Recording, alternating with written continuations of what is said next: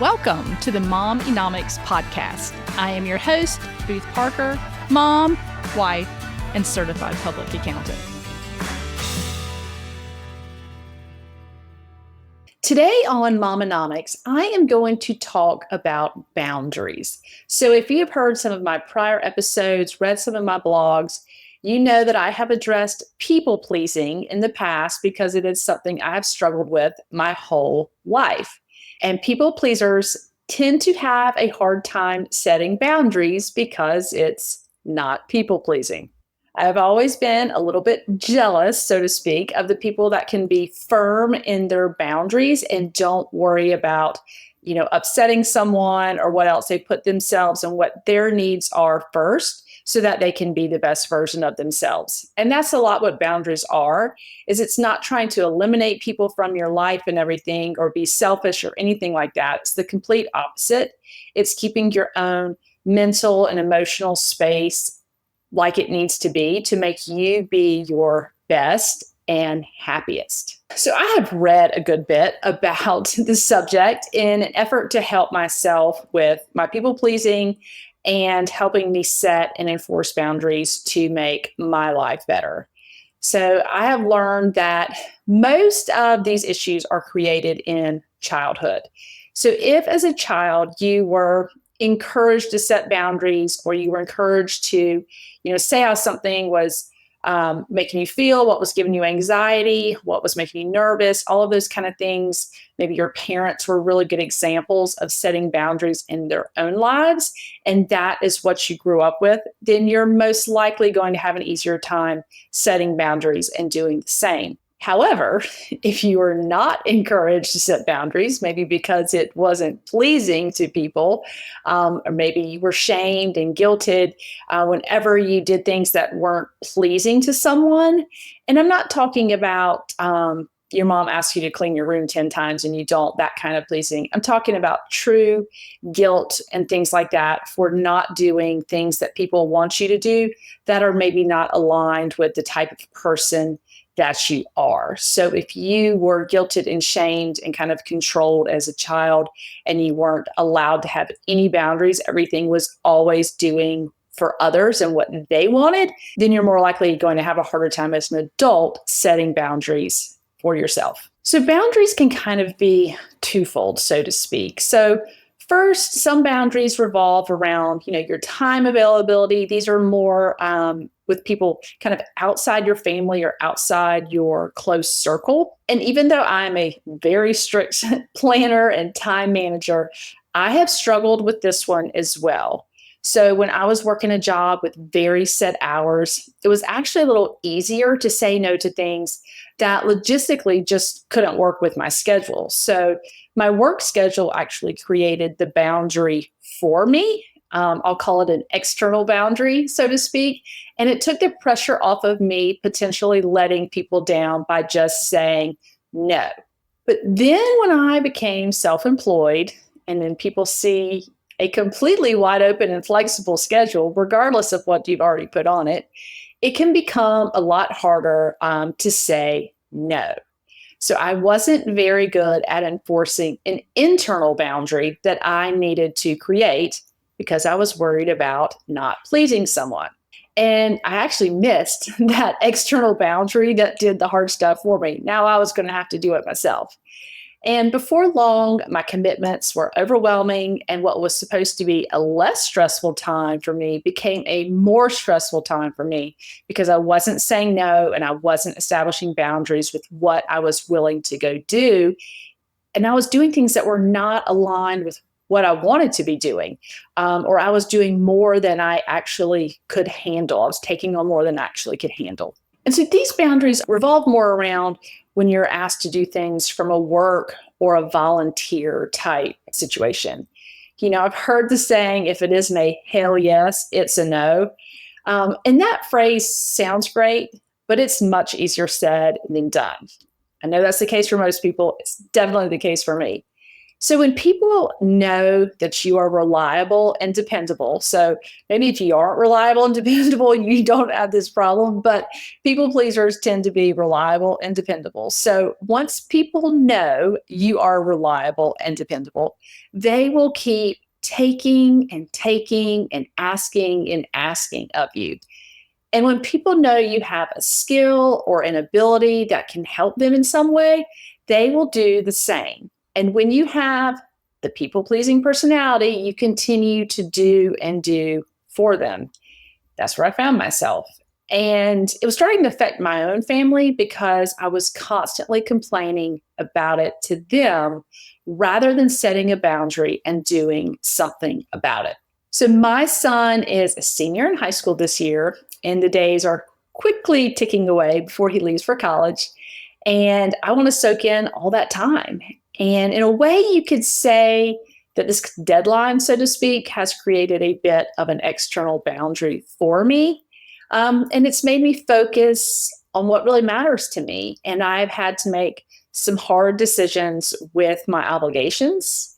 And I know by doing that, I'm letting some people down. I'm disappointing them, so to speak. I've even made some mad, but I can't let their personal reactions change my decisions. So the truth is that the people who you may let down, but also understand your reasoning, these people won't be mad at you. They will be understanding, they'll be supportive of the reasoning. They're probably going to miss what you've been doing for them, and you might make their life a little harder by not doing it anymore. But most reasonable people will be respectful and understanding of your personal decisions you need to make. On the flip side, though, people that are not respectful of your boundaries, they are the ones that were just using you instead of being grateful for what you were doing for them. And I actually had an example of both of those this year. So, one was a client whose business had drastically grown and now required about 5 times the amount of time as it did when I started.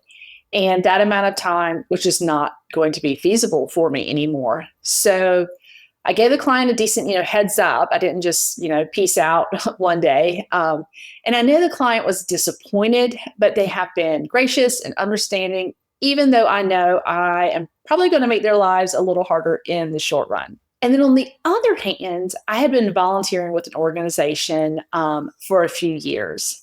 And the director of that organization left. And 15 months later, someone still had not been hired. Well, guess who did pretty much all of the work while there wasn't a director? You got it, me. And then after all of that work, I am told it is being taken over by another group of people.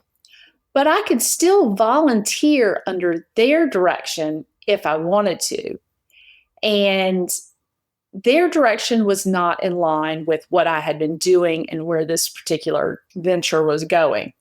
So I ended up having to recuse myself. And months later, they're still not speaking kindly. They made it obvious that they were not grateful for my hundreds of hours of volunteer work. They just wanted me to continue on, and they were going to take all the credit. They did not want it to be associated with just me, so to speak. And this right here is why boundaries are so important. You can't continue to break your own neck for ungrateful people. You will never satisfy them. They will always just take and take. And that's why when you put your foot down with people like that, they get mad because they were only using you to get something that they needed or something that may help them get ahead or look successful. So that can be a really hard boundary to establish and really enforce because you don't like being bashed for something that you don't deserve to be bashed for. But it is a great example of the type of people that you need to be mindful of and that you really do need to set boundaries with. The second kind of boundaries, and probably the much harder of the two, are personal boundaries. And while the prior ones I was just talking about, they're personal, I'm talking more about personal relationships, close relationships, family for the most part. So, personal boundaries are the parameters we set for ourselves within our relationships. And boundaries are for you. We have to ask ourselves, what do I want to allow into my life? How do I want people to treat me? How much access am I going to give of myself to others? So, self serving people are typically the ones that will push your boundaries, like the guy from the volunteer situation. Controlling and manipulative people will also push your boundaries. So, if you have been burned by a toxic person, especially one from a close relationship, you are more inclined to make your boundaries more firm because you don't ever want to experience that again. The thing is, people that make you question your own feelings or ridicule you for your feelings need very limited access to you. Some of our most personal and intimate relationships need boundaries to keep them healthy and keep a mutual respect for each other. For example, some people love to be hugged all the time, and some don't. When those two types of people end up in a relationship or even a marriage, they need to understand and respect the boundary of their partner. They need to learn how to read their body language of when they maybe do or don't want a hug. And that's a pretty simple example, but I think it's a great basic one of how we all have different emotional and physical needs. So, family can often be where the most toxic relationships come into play. And that's where the most boundaries are needed. And for some reason, it seems to be the hardest relationships to establish and enforce them. We feel guilty in setting them.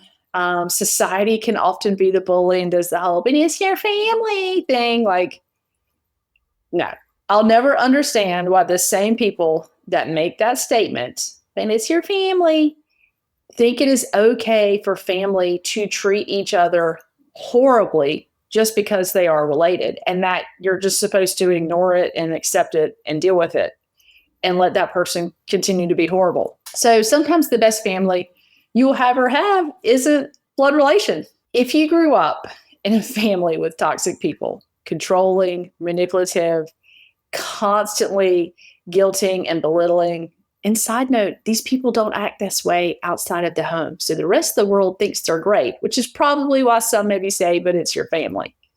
But I digress. But if you grew up like that, you think that relationships like that are normal. And that's why a lot of them continue to go on because you've just learned to accept them over time. But then you grow up and you actually get a chance to see how healthy relationships work and how they don't create anxiety and how you don't have to walk on eggshells around people that are supposed to be close to you. How when you see someone call and you look at the caller ID and see who it is, how you get fearful almost because you don't know how they're going to treat you that day. Like that is the type of stuff I'm talking about. So the holidays are coming up and they can be a huge source of anxiety if you have family that is difficult. Is there someone you dread having to deal with for the day? And I don't mean the silly aunt that tells bad jokes. I mean someone that is truly disrespectful to everyone and just ruins the entire holiday for everyone else and has just been allowed to do this forever.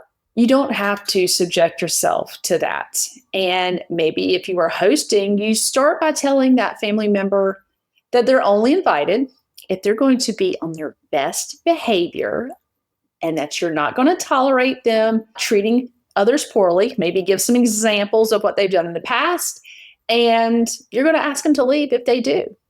So some people will change their behavior once they realize they're being called out for it. And those that won't are the ones that you need a firmer boundary with and to distance yourself from. When I was a little girl, I had an uncle that constantly belittled and demeaned the little girls, his own daughter included. People wonder why she had very low self-esteem. But he constantly had this saying, that's pretty good for a girl.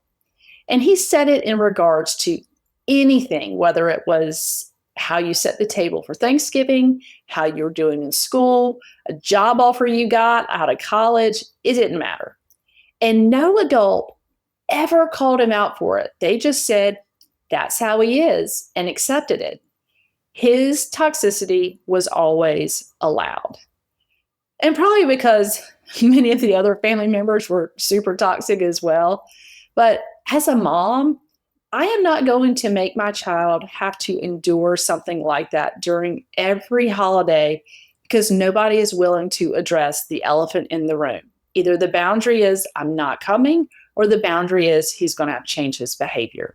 When people won't respect the boundary or even acknowledge it, sometimes they'll just try to ignore it and pretend like it isn't there, that you haven't set this boundary. When they won't even acknowledge it, then that's when you really have to step to a bigger boundary. And you may have to go no contact and kind of end the relationship with that family member. And if by doing that, it doesn't make that person self-reflect on the way they treated you, if that doesn't make someone want to change their behavior to have you in their life, then that boundary is probably the best thing you will ever do for yourself. It's super hard to do it, but when your life becomes more peaceful by eliminating a relationship with someone, then you have made the right decision. I mean, life is too short to surround yourself with people that make you miserable. And if you struggle with setting boundaries, because I have made these big steps. I have done the big boundaries and ended relationships with people that were basically ruining my life and making me miserable, and my life is much more peaceful without them. So if you struggle with setting boundaries and it is taking a toll on you mentally, emotionally, or physically, start by writing down what is overwhelming you or bothering you. What, or rather, who gives you anxiety? Is it someone that you can sit down with and talk through things and improve their relationship?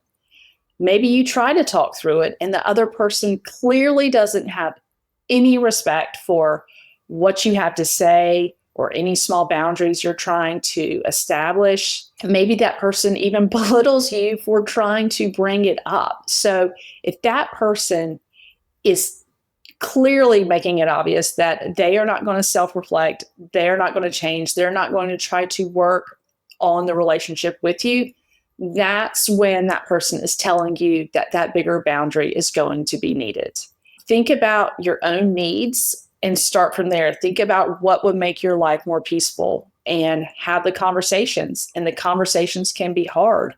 And they may lead to losing the relationship, which can also be very hard. But a peaceful life is a beautiful thing. And sometimes you have to create boundaries to give yourself that peace of mind.